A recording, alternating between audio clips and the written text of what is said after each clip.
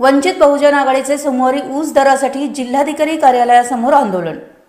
ऊस खरीद हंगाम सुरू होत असून ऊस दरावर तत्काळ तोडगा काढत ऊसाला किमान 3500 रुपये प्रति टन देण्याच्या मागणीसाठी वंचित बहुजन आघाडीच्या वतीनं सोमवारी लाक्षणिक धरणं आंदोलन करणार असल्याचे निवेदन युवक जिल्हाध्यक्ष राजेश गायगवाळे यांनी निवासी उपजिल्हाधिकारी मौसमी बर्डे यांना दिलं आहे।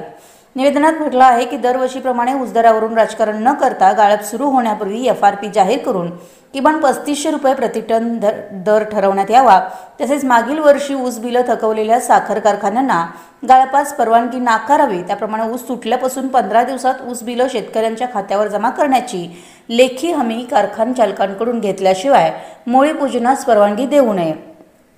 वंचित बहुजन आघाडीच्या वतीनं पुकारलेल्या या आंदोलनात जिल्ह्यातील सर्व युवक पदाधिकारी कार्यकर्ते व शेतकरी सहभागी होणार असल्याची माहिती युवक जिल्हाध्यक्ष राजेश गायगवाळे यांनी दिली। शेतकरी संघटनांचं लक्ष राहणार ऊस प्रश्नावर प्रथमच वंचित बहुजन आघाडीने भूमिका मांडल्यानं याकडे सर्व शेतकरी संघटनांचं लक्ष वेधलं जाण्याची शक्यता आहे। या बातमीचा आढावा घेतलाय सहसंपादक इलाही मुलानी यांनी।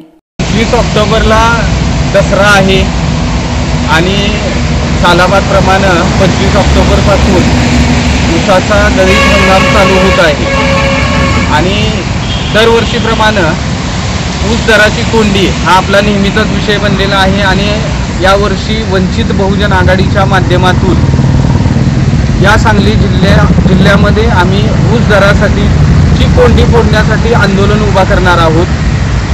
यामध्ये वंचित बहुजन आघाडीच्या वतीनं आज सन्माननीय जिल्हाधिकारी कार्यालयामध्ये आम्ही निवेदन दिलेलं आहे। त्यातून किमान 3500 रुपयापेक्षा अधिक भाव प्रति टन शेतकरी पुरवठादार शेतकऱ्याला मिळाला पाहिजे।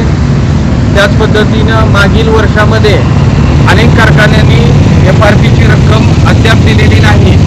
अशा कारखान्यांना गाळप परवाना देण्यात येऊ नये ही देखील आमची प्रमुख मागणी आहे। त्याच पद्धतीनं ऊस अधिनियम 1966च्या कलम 3A नुसार ऊस पुरवठादार शेतकऱ्याला ऊस तुटल्यापासून 14 दिवसाच्या आतमध्ये त्याची ऊसाची किंमत ही त्याच्या बँक खात्यावरती जमा करण्यात यावी।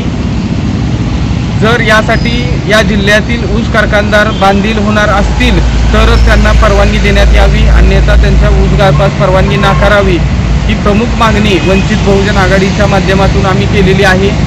आणि या सर्व मागण्यासाठी आम्ही जिल्हाधिकारी कार्यालयासमोर सोमवार दिनांक 19/10/2020 रोजी सकाळी 11 वाजता लाक्षणिक धरणे आंदोलन करणार आहोत।